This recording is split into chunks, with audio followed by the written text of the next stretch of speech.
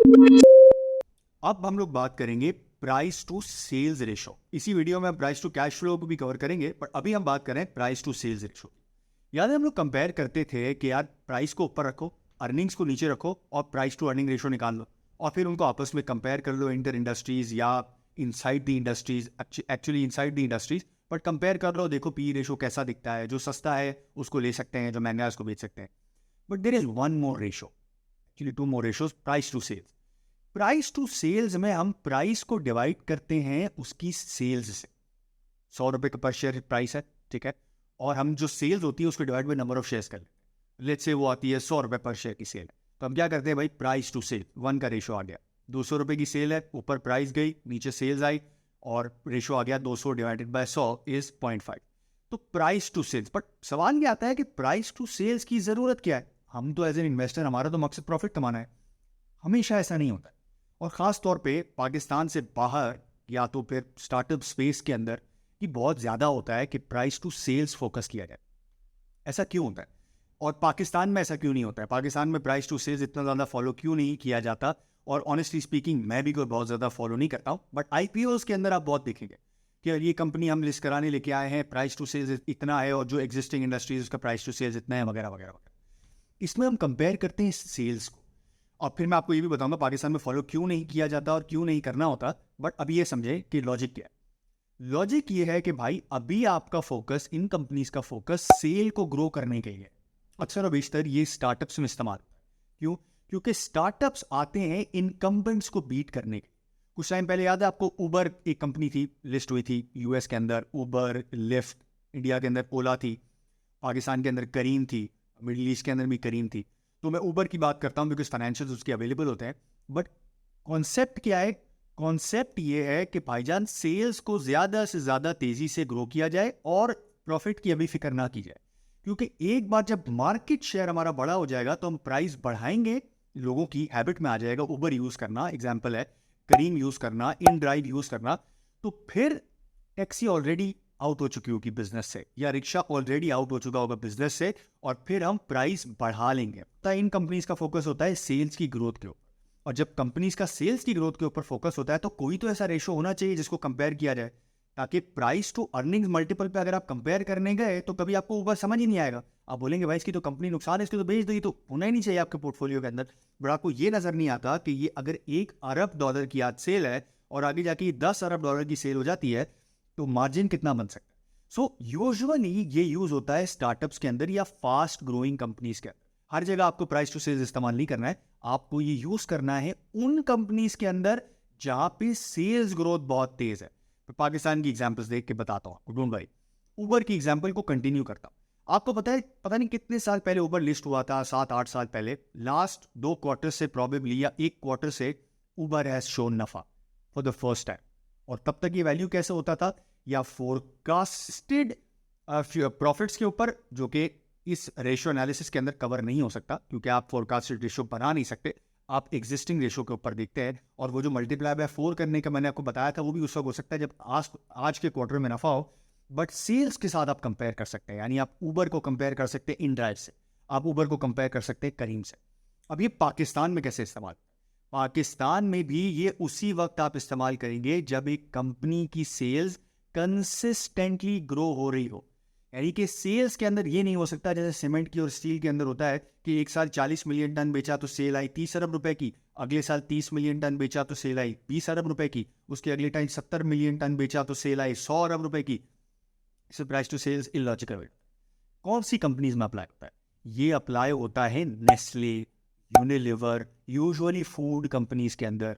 Startups का मैं आपको बता चुका हूँ, पाकिस्तान की मार्केट के अंदर फूड कंपनीज में आपको अक्सर ये बात नजर आएगी।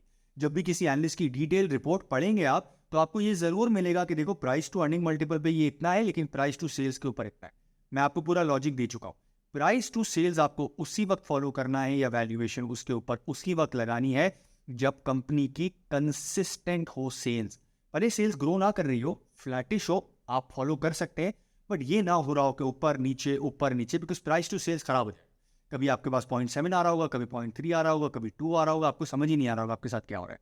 तो प्राइस टू सेल्स आपको उस वक्त फॉलो करना है। पाकिस्तान की मार्केट के अंदर बहुत ज़्यादा ये फॉलो नहीं होता है, बड़ा होता है।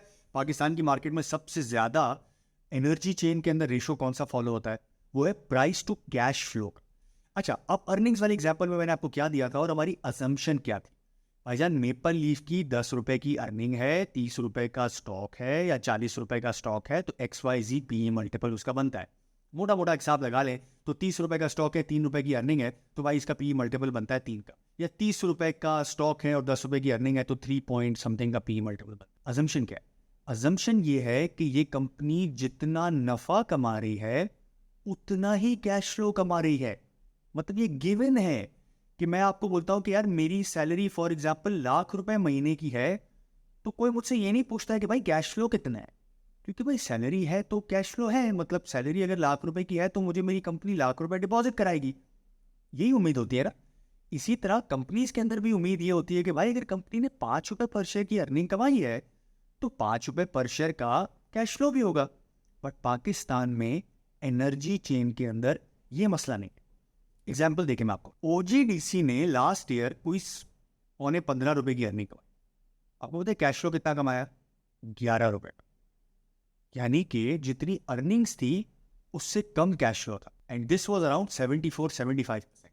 बड़ी अच्छी बात है। आपको पता है OGDC की EPS थी को 18-18.25 रुपए और कैश फ्लो जनरेशन थी सिर्फ ₹11। इसी तरह एक साल और पीछे चले जाएं, FY20 के अंदर OGDC की EPS थी 27.50 और ₹16 की कैश फ्लो था। यानी कि सेल तो कर रहे हैं, नफा भी कमा रहे हैं, बट कैश फ्लो नहीं आ रहा है। अब अगर आप इन्वेस्टर हैं तो आप क्या सोचेंगे? आप बोलेंगे यार मैं री इन्वेस्टमेंट खुद ही करे जा रहा हूँ। मतलब एक तो री इन्वेस्टमेंट ये होती है ना कि प्रॉफिट आ गया, कैश फ्लो भी आ गया, बिजनेस में वो पैसा निकाला और किसी अच्छी जगह पे लगा दिया ताकि आगे जाके ग्रोथ आ जाए। एनर्जी चेन के अंदर मसला उल्टा है। एनर्जी चेन के अंदर क्या मसला है? आप चाहे ना चाहे आपको पीछे से पैसे कम मिल रहे हैं। जब पीछे से पैसे कम मिल रहे हैं तो आप चाहे ना चाहे तो आपका पैसा री इन्वेस्ट हो रहा है। और ये companies, oil and gas companies, high capex वाली कंपनीज होती हैं। उनको खड्डा खोदना होता है जमीन में और तेल निकालने के लिए, वरना पुराने फ्लोस तो हर साल 4-5% से घट रहे। तो इनकी मजबूरी होती है कि वो एक्सपेंशन करे। तो अगर गवर्नमेंट ही पैसा फंसा लेगी तो उनके वो पैसा कहाँ से आएगा? तो एक री इन्वेस्टमेंट मजबूरी की हो गई जो गवर्नमेंट ने रोक लिया, फिर एक री इन्वेस्टमेंट हो गई जो आपको करने की जरूरत पड़ गई क्योंकि आपको फ्लो भी तो रोकना है ना। तो इसीलिए बहुत सारी एनर्जी की कंपनीज ऐसी हैं जिसके अंदर अर्निंग्स है, कैश फ्लो नहीं है।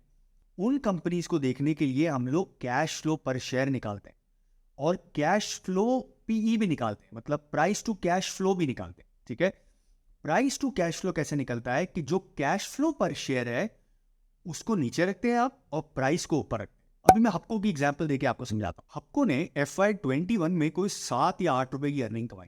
आपको पता है उसका कैश फ्लो कितना था? ₹1.5 या प्रॉब्लम उससे भी कम। हम क्या करते हैं, अगर हम खाली 7 रुपए के हिसाब से देखें और उस साल की एवरेज प्राइस देखें तो स्टॉक का PE मल्टीपल निकलता है 10 का। 20 के अंदर जो भी है उस वक्त अर्निंग लोग एक्सपेक्ट कर रहे थे ग्रो हो जाएगी अगले साल की, क्योंकि बढ़नी थी, क्योंकि वो CPEC का प्लान था। लेट्स से वो 10 रुपए की अगले साल 20 रुपए होने वाली होती थी, लेकिन उस साल लोगों को लग रहा होगा यार ये तो 10 के PE मल्टीपल पे आगे अर्निंग ग्रोथ आने वाली है, तो बहुत अच्छी बात है। बट कैश फ्लो PE के हिसाब से देखा जाए तो वो निकलता था कोई 35 टाइम। तो यानी कि अर्निंग्स तो है बट कैश फ्लो नहीं है। इसीलिए price to cash flow becomes very important अगर आप एनर्जी चेन या किसी ऐसी कंपनी को देख रहे हैं जिधर पैसा फंसता है। अब आप कहेंगे भाई हम क्या हर कंपनी में जाके देखें कि वर्किंग कैपिटल में कितने पैसे फंस रहे हैं? तो प्राइवेट कंपनीज में नहीं होता भाई ऐसा। आपको या तो प्राइवेट कंपनी को बहुत बुरा होना पड़ेगा ऐसा खराब रेशो करने के लिए। बट प्राइवेट कंपनीज के अंदर क्या होता है? प्राइवेट कंपनीज के अंदर ये होता है कि आज जैसे 10 अरब रुपए की सेल कमाई, यानी 10 अरब रुपए की आपने नफा कमाया, 9 अरब रुपए का कैश फ्लो जनरेशन हो गया। That's fine, 90%। बट वो 90% हमेशा रहेगा। कभी 95 हो जाएगा, कभी 100 हो जाएगा, कभी 95 हो जाएगा, कभी 90 हो जाएगा, कभी 110% हो जाएगा पुराने पैसे आके। बट इन कंपनीज के अंदर कंसिस्टेंटली पैसा बचता जा रहा है, जिसको हम सर्कुलर डेट भी कहते हैं। So this is another ratio. अगर आप किसी ऐसी कंपनी के अंदर देख रहे हैं जहां पे आपको नजर आ रहा है कि यार 20 रुपए पर शेयर की अर्निंग है लेकिन स्टॉक अभी 50 रुपए का है, तो एक बार ये जरूर देख लीजिएगा कि भाईजान चलो मार्केट का PE मल्टीपल नीचे है, लेकिन अगर मार्केट का PE मल्टीपल ऊपर और ये स्टॉक अचानक से दबा हुआ है, अक्सर आप पावर स्टॉक्स के अंदर, आपको ऑयल एंड गैस के अंदर ही नजर आएगा क्योंकि वहां पे पैसे फंस रहे हैं। तो इन कंपनीज के अंदर आपको प्राइस टू कैश फ्लो निकालने की जरूरत पड़ सकती है। सो ये थे 4 रेशोज जो कि बहुत इंपॉर्टेंट थे, मैंने आपको एक्सप्लेन कर दिए हैं। अब सिर्फ 2 चीजें रह जाती हैं, वो है अर्निंग्स यील्ड और डिविडेंड यील्ड। मैं आपको उसके बारे में एक्सप्लेन करूंगा अगली वीडियो के। सो स्टिक अराउंड।